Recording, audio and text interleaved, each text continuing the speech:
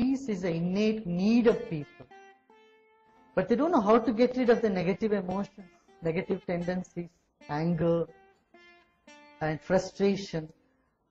That education is needed in the world today, to teach people how to let go of the negativity, let go of the past and move to the future.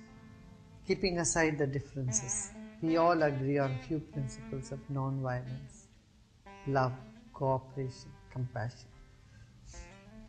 These values can bind people, unite them, and then the differences will simply dissolve. And spirituality is something that brings people together, because it unites you in the values, it unites you in the experiences, in the deep experience of yourself. When you feel good inside, you will feel the world is beautiful. When you feel very stiff and unhappy inside, the world appears to be a horrible place. So when the mind is sweet, the world is sweet. There is pressure, definitely, pressure of time in the youth. There is peer pressure, there is family pressure, there is pressure to become more successful. And with all these things, there is a lot of intrapersonal problems that people face.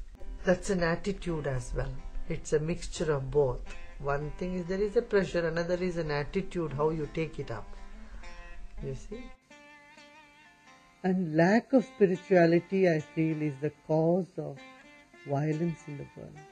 See, either domestic violence or societal violence is caused because the aggression and anger in a person is not handled. And we don't know how to get rid of these negative feelings when they come over us. And spirituality will give us those methods and techniques and practices by which you can save your mind from aggression and violence. People get into depression and suicidal tendencies. This again I attribute to the lack of spiritual awareness. It's only the spirituality that can save people from depression and suicidal tendency on one hand, and aggression and violence and terrorism on the other hand. See, neither in school nor at home we don't learn how to get rid of the negative feelings and emotions that we come across in our life. Here, as our Buddhism and Hinduism and all the traditions in the world say, go deep within yourself, ask yourself, who am I? How I can get rid of this anger, jealousy, greed, these tensions and negative impressions within me. And through the help of breath and meditation, I think we have a hope, to bring fulfillment to all our aspiration. That is to see a better world, to see a world where human values stands foremost. We identify ourselves as somebody, I belong to this religion, this culture, this tradition, but we forget basic identity, we are human beings. So when this stands first and foremost, all other identities follow behind that, then I think we can achieve what we are really looking forward. So peacemakers are right here and everywhere.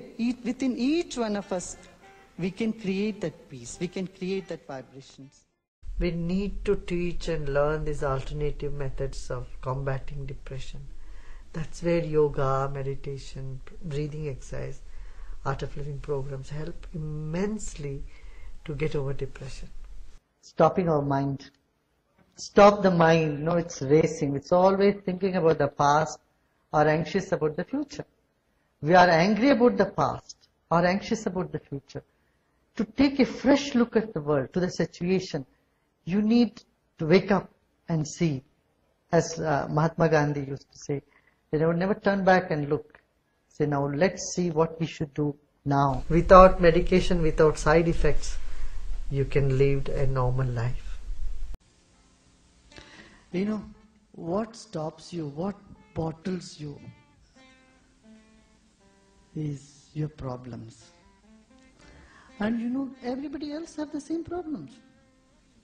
Slightly different problem.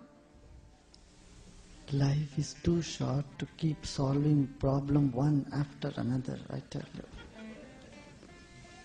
Just wake up and walk ahead. Problems will get solved by themselves. You're not alone, my dear. Wake up. If you bring about the human values in society and give confidence in people that non-violence has more power and long-lasting impact it has, which Mahatma Gandhi has recently demonstrated in our planet. So we must reinforce that faith in non-violence.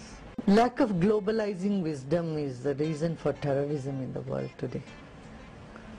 So I have a simple statement to make there. I say secularize the religion. Means every religion, people following a particular religion should also accommodate in their sense of belongingness people of all other faiths also. Tolerance and understanding people of other faiths. Pray for people of other faiths as well. No?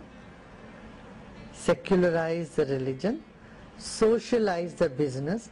I would say every business should have a social corporate responsibility. So political people should follow the example of Nelson Mandela, Mahatma Gandhi or Martin Luther King and people like that who have had a deep sense of spirituality in them. So spiritualize the politics, secularize the religion, socialize the business. The Western youths today have great potential. They have the best of the West and they are open-minded to take the best from the East too. So today, world being a global phenomenon, there is globalization in every field. I would like Western youths to travel around the world and learn more.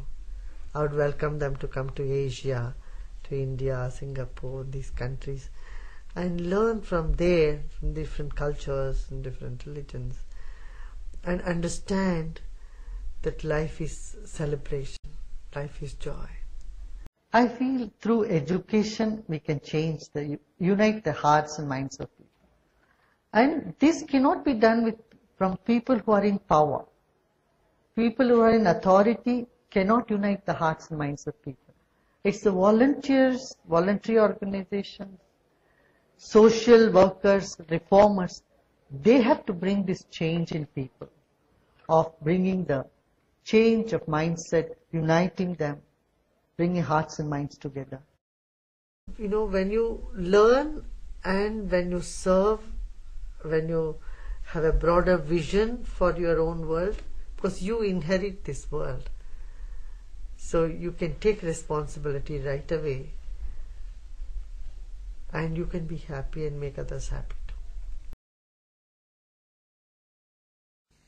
We need to emphasize the peace brings joy, and joy is our nature, and love is what we are.